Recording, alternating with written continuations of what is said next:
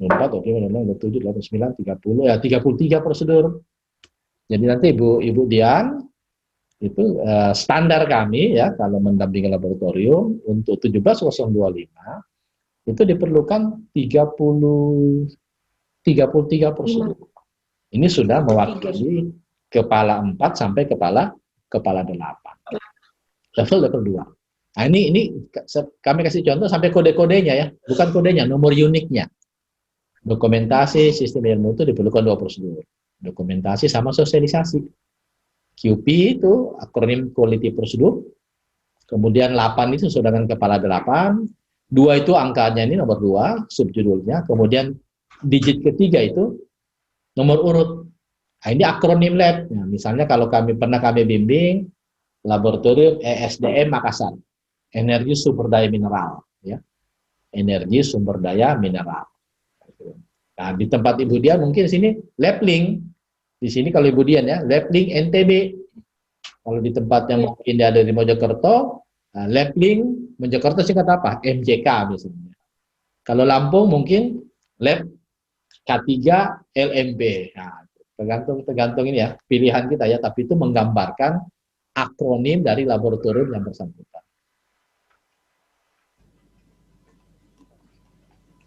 Nah, angka-angka ini traceable dengan klausulnya, nomor klausulnya. Kalau digit pertama kepala 8 itu tentang persyaratan manajemen. Nah, digit kedua, digit pertama tentang kepala angka 7 ini berarti berhubungan dengan persyaratan klausul 7, yaitu persyaratan proses ya. Nah, di sini kemudian nanti tolong perhatikan ya Pak ini. Ini mungkin di sini ya, kalau ini Anda bertanya di sini. Bertanya, kalau kepala 7 ini melibatkan alat ya bikin IKA-nya. Ya. Misalnya di jaminan mutu melibatkan alat misalnya, ya bikin IKA-nya. Di jaminan mutu melibatkan metode ya bikin IKM-nya. Makanya saya tulis ini. IKA alat terkait, IKM parameter terkait. Semuanya begitu ya. Demikian pula di sini. Kalau di sini melibatkan formulir terkait, banyak formulir di sini ya. Ya formulir. Pokoknya ada 84 formulir ya. Ada 84. Ya. Nah, ini contoh level 3. Level 3 kalau kita mau bikin level 3, ya kita harus kumpulkan dulu rujukannya. Kita mau bikin IKM besi misalnya. Instruksi kerja metode pengujian besi dengan spektrofotometer serapan atom dengan sistem nyala. Ya kita cari dulu ininya, dokumen rujukannya. Standar nasional atau standar internasional atau sumber lain. Nah, ini belum bisa dipakai ini di sini yang saya gerak-gerakan ini ya. Ini bahasa saya masih raw material. Masih perlu dibuktikan. Perlu sesuai enggak ya?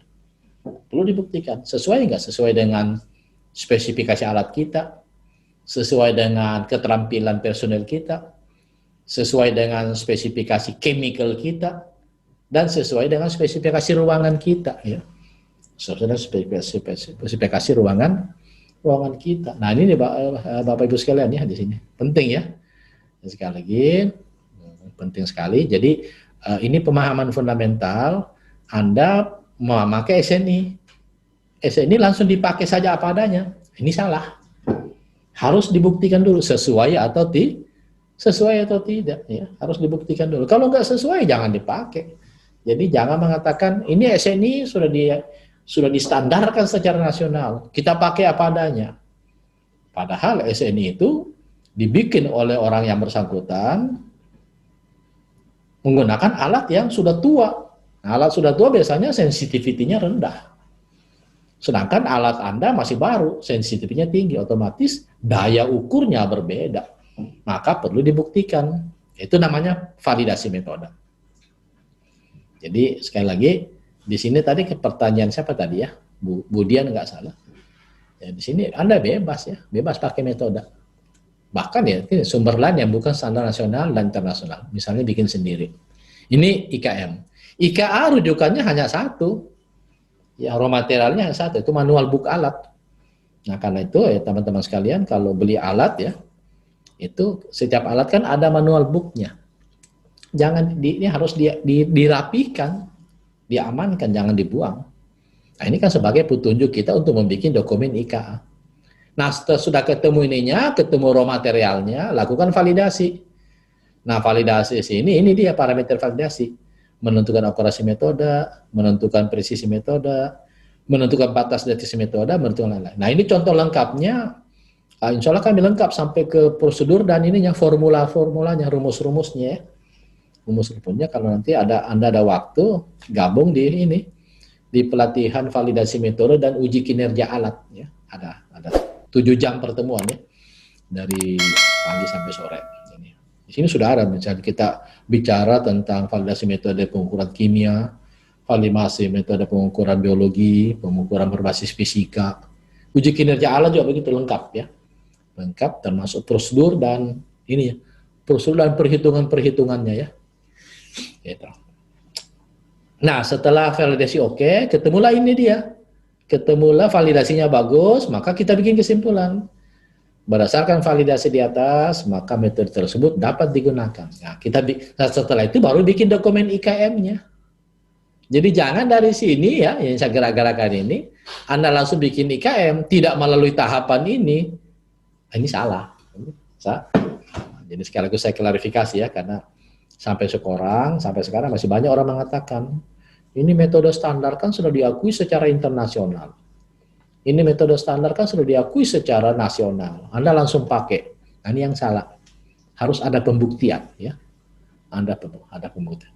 Pembuktian itu namanya uji coba. Uji coba itu adalah validasi atau verifikasi. Ya, setelah oke, bagus.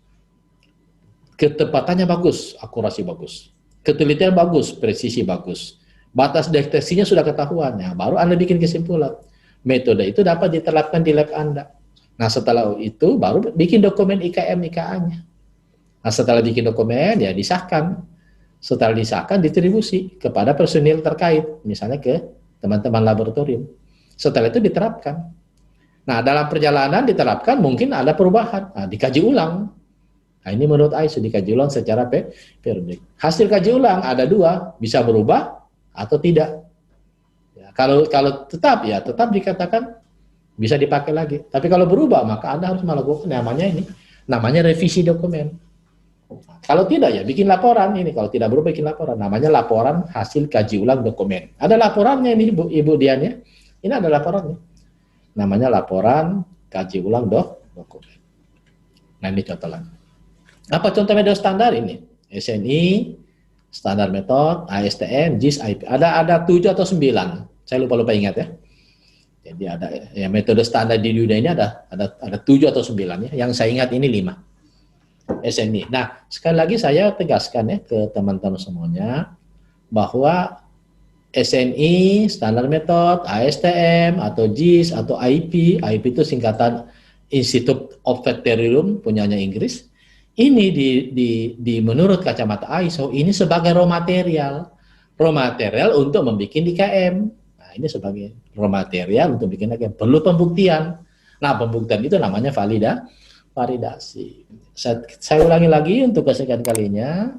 Anda punya SNI, langsung dipakai apa adanya, itu salah. Harus melalui proses pembuktian. Ya.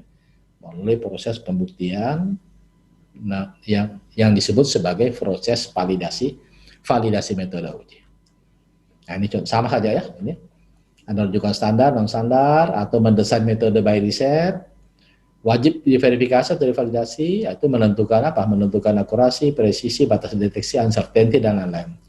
Nah, setelah ini oke, baru kita bikin dokumennya.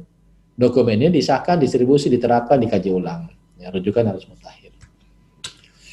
Nah, ini contoh, Ibu sekalian, IKM, IKA, disahkan, distribusi. Personel terkaitnya siapa?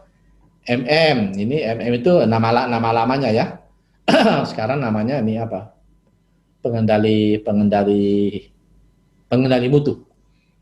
Pengendali dokumen, distribusi dokumen. MT mengesahkan IKM, IKA, kaji ulang IKM, IKA secara periodik. Analis menerapkan IKM dan IKA. Nah, ini sudah menurut pengalaman kami penjelasan ini sudah sistematis ya. Teman-teman bisa memahami dengan bagus. Apalagi nanti kami kirim soft filenya, silakan nanti dibuka-buka ulang. Ini sama juga pengulangan saja ya, ini pengulangan dengan tampilan berbeda. tahap penyusunan IKM, ini tahap penyusunan IKA. Ya, ini masuklah ke dokumen level 4. Tadi IKA itu ini IKA, IKM itu level 3 ya. Kalau bicara WI berarti ada 2, IKM sama IKA. Setelah selesai, ya masuk level 4. Jadi ada formulir klausul 4.